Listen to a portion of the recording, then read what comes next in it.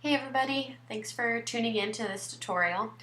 This video tutorial is going to be a very simple one, but it's going to help you get important information about a client and help you answer some questions that they may have. So you can always search for a client by clicking on this top left-hand box here. We'll use my student profile. If we click on my name, it takes me to my client home. And then from here, there are a lot of useful sections. So we'll go down the line here. We'll start off with profile. The student's profile is the section that you can go to edit their contact information. So if they would like to change their email address or phone number, those are the main. That's the main info that we usually need from them. So this is where you could change that information. If we scroll on down, you'll also see that this is where relationships are.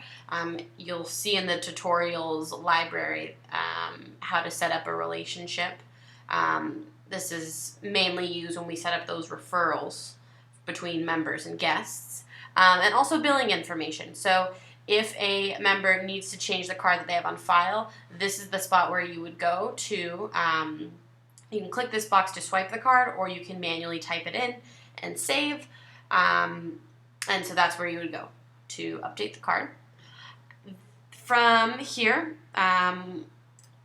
there's contact logs. It's not something that we use often, but it is a spot for you to write notes if needed about a client.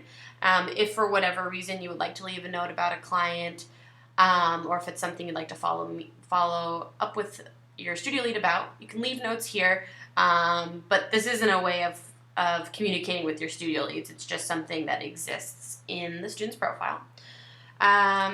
From here, schedule.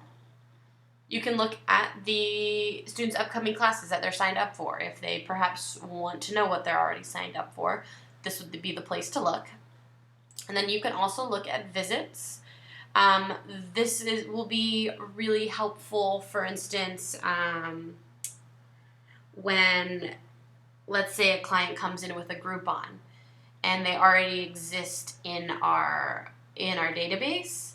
We need to make sure that the student hasn't been in over a year. So we can look on past visits and see when was the last time that the student's been to our studio.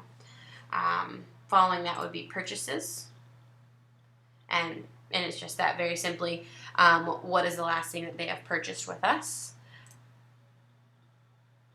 Account details. This shows a lot of useful information. It'll show what current memberships they have active, how many classes they have remaining of those packages. Like, let's see, I got a 5-class pack here. I have 5 out of 5 remaining. It's still active and available for use because it's green, and it shows the expiration date as well.